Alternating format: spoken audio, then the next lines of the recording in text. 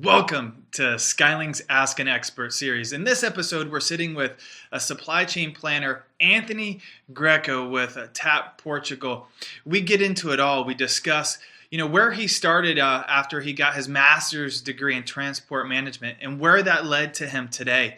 Some of those key insights about education and how you can't always just rely on that. His email strategies, how does he get to inbox zero and how does he plan his day and how does that work in such a complex industry? So in just a few moments, you'll hear this interview and you'll get tons from it.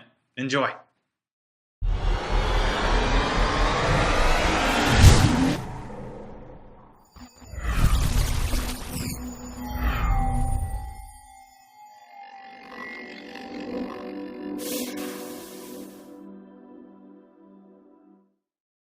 Yeah. So you want to kind of jump right into it? I mean, you and I have spoke on LinkedIn for quite some time. I mean, I don't think it's been quite a year yet, but we've kind of gone back and forth, and I have to say, like, some of the things that you've dialogued back at me with were awesome about how you kind of monitor your vendors and how you evaluate them, but I guess let's take a step back. Let's look at the very beginning. Where did your experience come from? You went to, it looks like you got your master's degree in transport management. So let's even start there. What interested you in transport or in this industry? Do you know something, Nate? I started university in 2007. Mm-hmm. I was almost 18 years old. Yeah. And at that time, you hear a lot of management, course in management, and I thought, why not logistics? It's a field, it's an area that's beginning, like the boom, like right. 2010 when I finished. Mm-hmm. Everyone, now the companies have to have the logistic department. You're dealing with the money, with the savings. That's one of the reasons that I came into it. Logistics. That was one of the reasons. Right. So you saw the trend that's booming.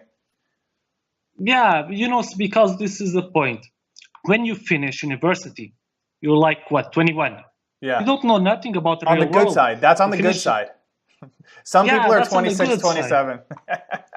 I know. I know. Not you. I see my brother. He finished. Yeah, not my case. I finished it was 21. My brother finished with 26. Oh man. So the normal case is maybe 26, 27. But I'm glad I finished. I finished 21. I started working like the same month. So yeah. You're not prepared, to be honest.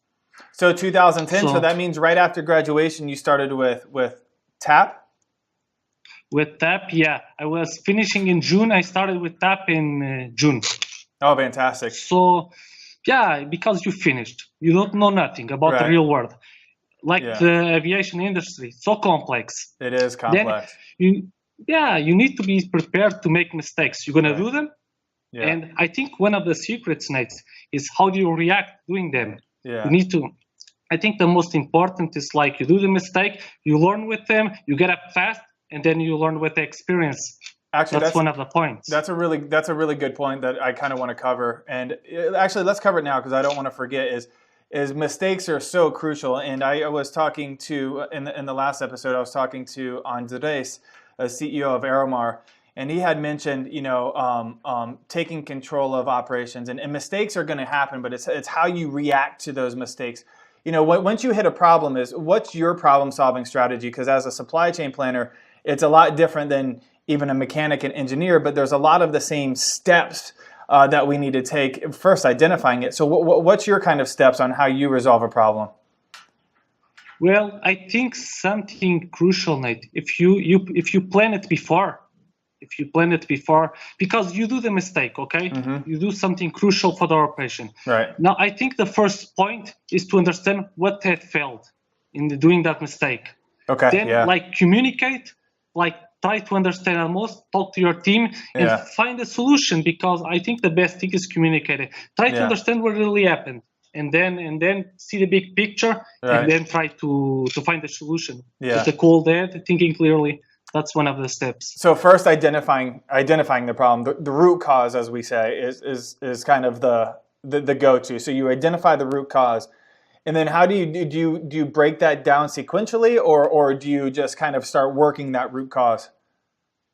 Well, I think you have to do it sequentially. See Yeah. the parts, because the supply chain, all the processes are integrated. So you Yeah. have to see all parts, and Yeah. then see what was the part that failed. Really. Yeah. I don't know if you agree with me. No, I do. I do agree with you. So I believe in obviously identifying the root cause, because if you don't know the root cause, or at least a baseline knowledge of where the problem started, then you're going to fail at trying to solve the problem.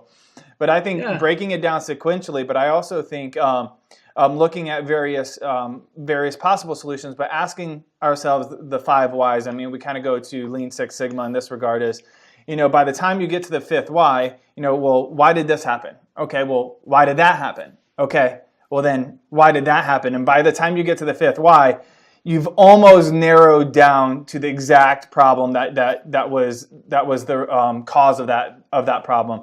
Because typically when you answer it, the first why, it's so surface level, right? It's just a immediate responses. Like, for example, for your material, well, why was this delayed? Well, because it didn't arrive on time. Okay, well, we get that, dum-dum, right? I get that, but why was it late? Well, the vendor didn't ship on time. Okay, well, why didn't he ship on time? Because he didn't have sufficient inventory. Okay, well, why didn't he have sufficient inventory? Okay, because they don't know how to plan. Okay, well, why don't they know how to plan? Because it might not be a good supplier. And that's just a very basic example, and the supplier might be great, but by the time you get to that 5th why, almost with certainty the real root cause. So that's kind of. But another thing, Nate. Now, but it all depends the time you have to fix that problem too. That too. If you have to react fast. That's a really good point. That will conditionate a lot the question. So if you have a short time, you won't think the same time the same way as if you have a long time to think and find a solution, right? That's a really good point. Yeah, you might be on that. Yeah, you just might need to solve it. It didn't arrive on time. Well, I need to go to supplier B and get it here on time. Yeah, absolutely. That makes total sense. And that's why sometimes you have to follow your guts, your instinct. Yeah. But another thing, if you do the planning, if you do the follow up before that, I think that will reduce dramatically the chances of a problem appear. Well, that's a great example. Is everything leading up to that point, up to the problem, is a big determination of why there was a problem. But do you find that within most problems that not all of them, but a lot of the problems that surface is from a lack of communication or maybe one party not communicating effectively with the other? Do you find that communication is a problem? Yes, because sometimes you have to anticipate the move. Sometimes it can be late if you don't anticipate and you go after, but it can be too late. Yeah. And sometimes the communication, because it's funny, because sometimes I'm so close with my colleagues, but the communication at the same time, it's like you have a wall that doesn't flow. Right. So I think you have to have an assertive message. Try to be as clear as possible, so then the doubts will be less. The doubts. So the communication in the supply chain, can be a problem. Yeah, absolutely. Yeah. I think on the both ends. So you deal with you're the customer, and in my situation, well, actually, I'm a lot of times on both ends, really. But let's say I'm the customer. You're the customer, and I'm your partner, supply partner, your trusted material advisor, and let's say. There has to be a two-way communication. If you're not relaying your specific needs to me, then I might make a mistake and not give you what you're expecting. But obviously, we can't read minds, and then vice versa. Is if you're calling me and I'm not answering the phone and I'm not communicating and I'm not updating you, well, then that's going to make your job a lot harder as well. Yeah. For instance, Nate. For example, if you open an inquiry, if you open a process to buy something, right? For example, if you feel that you don't have the communication right since the beginning, why not think about, okay, if you're having a problem communicating in the beginning, if I make the deal, if I put in the order, it can compromise me, the process. So it's all counts since the beginning point. Yeah. So since the first point, I 100% agree. Let's just say you're putting out a $50,000 bid, and sometimes you get those mass RFQs, and it becomes more of a pricing game instead of a cost game. But if they don't respond, and especially if you've worked together before, if they don't respond I mean, almost within an hour's time. I mean, I would almost say instantly, depending on the time zone, that hey, Anthony, I got your RFQ. You know, I'm going to start working this. Just you know, you have a lot of items. Give me until about 3 p.m. tomorrow. That alone is going to give you some room to plan. Yeah, I 100% agree. It's terrible. Some communication is terrible. Yeah. So what will be the real cost of the order? If you have problems communicating, delays. So I think the real cost, what's going to be? Absolutely. So and those, I'm here to. Yeah, and sorry, they might be the you were cheapest. saying. Well, no, they might be the cheapest. So you might look at the price and be like, "Holy cow! Only, I mean, they're about $3 a unit cheaper, and I need 1,000 units." Yeah, well, we'll see. Especially if they took 20 days to respond back to you, there's a good indication that there might be something misaligned there. Yeah, forget it. If you pay $3, okay, it can be cheaper, but then you waste like 1-2 hours every day dealing with that problem. Forget it. Forget it. Right? Yeah, forget it. So that's kind of something that we kind of speak over here is kind of the total material cost, the total, not always the per unit price, but what is the impact of the total cost? And I think that's a big indicator of kind of your return on investment for material. So what led you to this point? You went to school for master's in degree in transport management. How did that prepare you for the career you have now? And where did you start and where are you at and where are you looking to go? Where do you see yourself? So that's kind of like a full loaded question.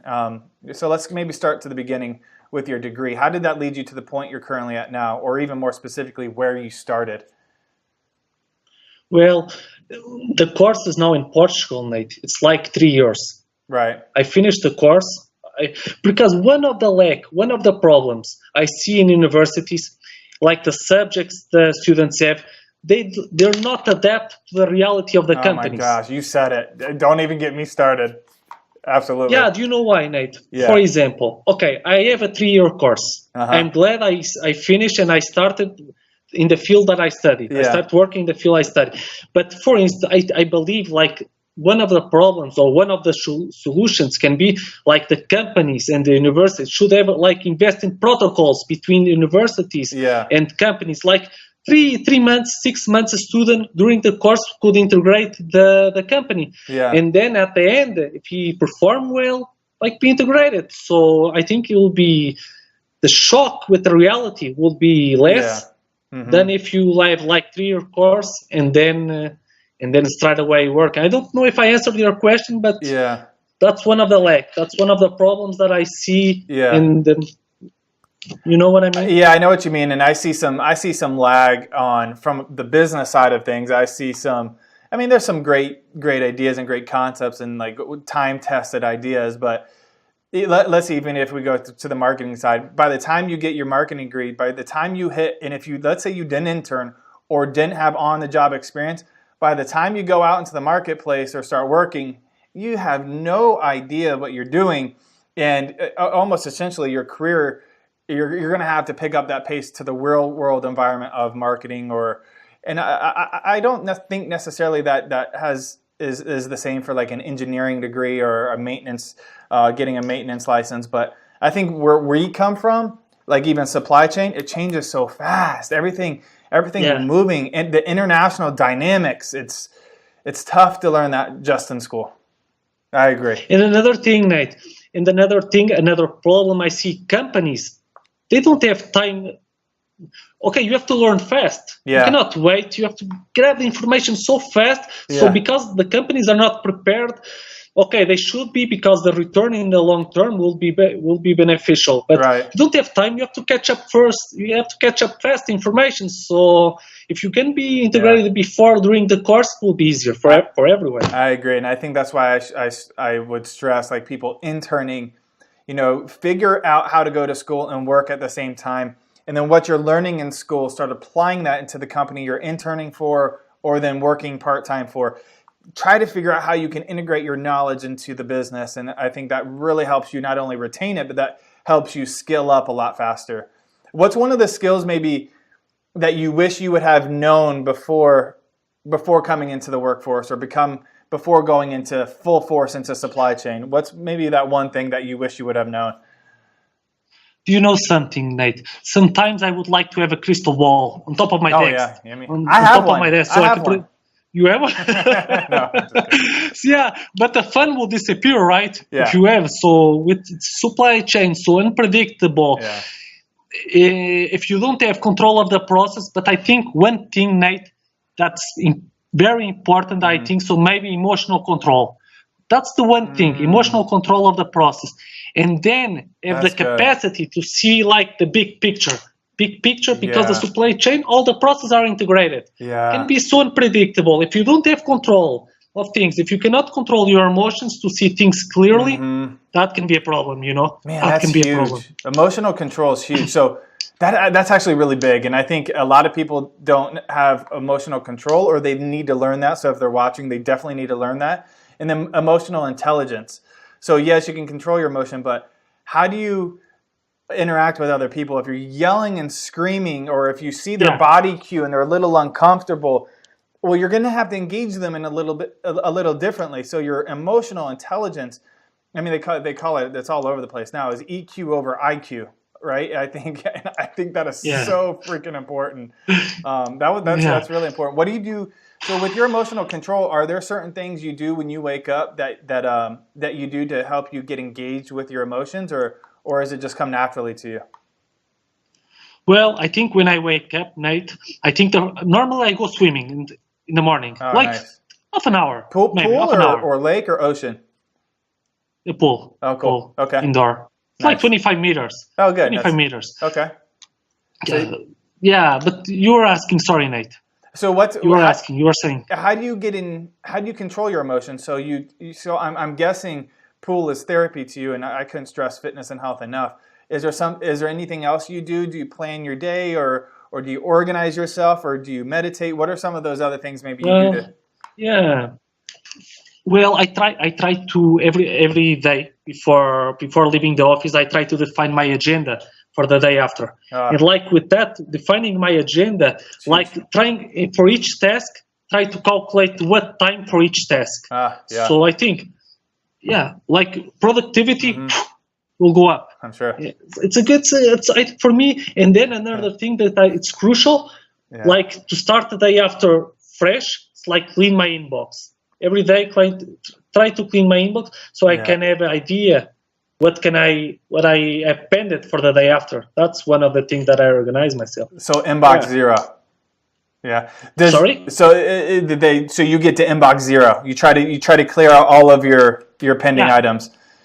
Do you does Tapper, where you work for now, do they have like email policies where they say, okay, don't BCC. You don't BCC, or if you're going to copy somebody in on the email, they need to take action on it. Otherwise, you're just blowing up internally. You're blowing up each other's email, and you're making each other less productive. Or is that just something that you've done on your own? Well, normally when I put someone in CC, it's like, how can I explain myself? It's like he's involved in the process. Right. He's involved in the process, but normally I only try to give him the juice, like only the important thing. I cannot fill his inbox with email that's not belong to his responsibility. Only the essential stuff. Only the essential stuff. I think that's really important, because I mean the email is, oh my gosh, I tell you, and the way people write emails is even worse. But so right? I mean, the way people write emails, do you find that, I mean, sometimes you could just get this chunk of text and you look at it like, I really don't want to read this. Yeah, I know. For example, that, or the subject of the email, it's not appropriate. So stuff like that. Keep it simple. Less is easier. Yeah, less is more. A kiss. Keep it simple, stupid, right? I know. Yeah, because you guys, American, I think you keep it more simple than the Portuguese. I think so. Oh, but maybe. I try to give I try to give an assertive message, assertive communication. So it's easier for everyone. I look at my inbox and I might disagree with you on that one, but so as a supply chain planner, dealing with material and high volumes worth of stuff, and vendors and audits and finance, it becomes tough. What's one of the biggest or the toughest situations that you see on a day-to-day basis? For example, with what? Sorry. And just specify, Sarnet. Just in general, I mean, it could be almost anything. But if you had one big issue that you always see reoccurring, or maybe even a big issue you're experiencing now? What are those problems you see? Because as a supply chain planner, it can be really complex. What are those problems that come across your desk? Because we could specify, for example, if we talk about finance or marketing. Yeah, all of it. Because one of the problems, right? It all kind of syncs together. So if it's a finance problem that you constantly see, well, then you're going to have late shipments because your vendors aren't getting payment. Well, sometimes when I select the suppliers for inquiries, I try to understand the situation of the supplier. I don't like a supplier. I don't like the scenario of a supplier that 30 days is knocking on my door. Yeah, okay, I agree. You cannot I agree. So you have to have something, and you know what I mean. I think the same thing with you. I don't know. I agree. I mean, if you come knocking at 29 now, a nice courteous reminder is always good, but that's coming to the finance. That's going on the finance side. But by no means should it stop you from being able to order. So I think that works both ways. I think there has to be flexibility on both ends, and I think there has to be a nice dialogue between, client and trusted material advisor or vendor or supplier. I think there has to be a nice dialogue. I think that's really important. And another thing, Nate, be the most honest with the guys, most honest possible. Like, be honest. Yeah. So as a buyer, you would say being honest with your sales counterpart and being like, hey, guy, we're running a little late. This is kind of what we're seeing. And you communicating that way, you think being transparent, they'll be more likely to do the same for you, but also give you maybe a little bit more leverage and flexibility. Yeah, and it's like the base of the pyramid, right? Or you say, like, you have to be honest, you have to be ethic, you have to have a transparency the most as possible. The only way you can have respect, because most important, you're gonna build a relationship on a long-term basis with him. Right. Okay, you can need him today, but you can deal with him like in 5 years. You don't know what's gonna happen. Yeah. So. And that's with everyone, like suppliers, your colleagues, with everyone. And that's the only chance that, 100%. That's the only way. Yeah. You know what I mean? I agree. Yeah, you never know what's going to happen tomorrow. You don't, and you might need them. You might need them as long as they're somewhat good. So, but I think even too, I mean, that's a great point, is relationships. I think, from our standpoint, from our dedicated account side of things, is we deal with these clients on a daily basis. I mean, some of them almost on an hourly basis. So if there's not a two-way communications, there's going to be some form of an issue. Yeah. Because, sorry, you were saying, sorry to interrupt. Go ahead. No, absolutely, go ahead. I know, because that's some of the characteristics that you need for the job. It's like part of you, like being human, genuine. You cannot train it. It's something that's born with you, right? That's a good point. That's like the base of everything, the base of relationship. Then, you have another things that matter, that comes with the job, that comes with the time. And another thing, I think you agree with me, like, I think one of the, besides flexibility, those stuff, like being patient. You have to maintain cool. You cannot, you know what I mean? Oof, patience, that's like a tough being, one. That's a tough one. It's difficult. Sometimes it is difficult. It is very difficult. Just ask my wife. Yeah, she's the boss, right? Yeah, man. Oh, yeah. So, yeah, I couldn't agree more. And that goes back to what you said earlier about emotional control and emotional, in the EQ, emotional intelligence. I think that's huge. So what's next for you, Anthony? You started, about in 2010. You got your master's degree. You're doing the supply chain thing. What's the, even in the TAP side of things, what's the next project you're looking to kind of jump on board, even within TAP? What's your projects you have going on now? Well, now, Nate, I don't have any projects. Like, maybe I'm going to think about studying again. Finishing, because we always have to keep us updated, right? Right. Inside the company, I don't know, because the company was sold like 2 years ago. A lot of changes. Yeah. A lot of changes are Got it. We're seeing. Even the workers, everyone, a little bit of expectation what's going to happen. So now it's difficult to define the exact project, you know, Nate. Got it. But keep growing in this field. Yeah, you have to keep growing in this field. Yeah. Now I'm dealing like I started with that like 600 products. Maybe now growing with I don't know. I haven't think about it. Okay.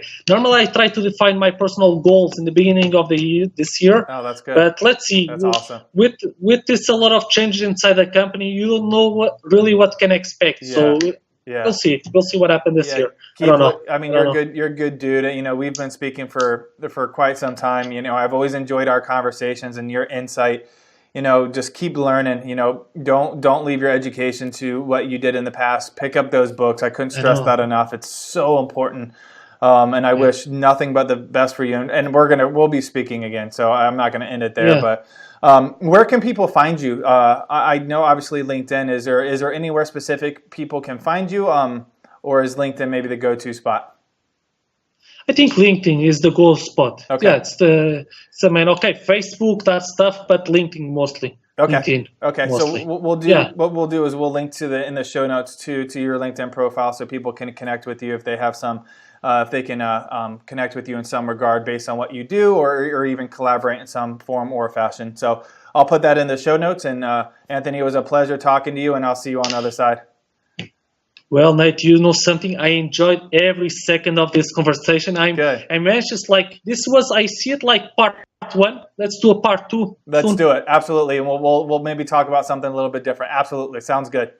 Perfect. All right, Anthony, a pleasure. Okay, Nate. Thank you. Take care. Thank you, man. Bye. Ciao.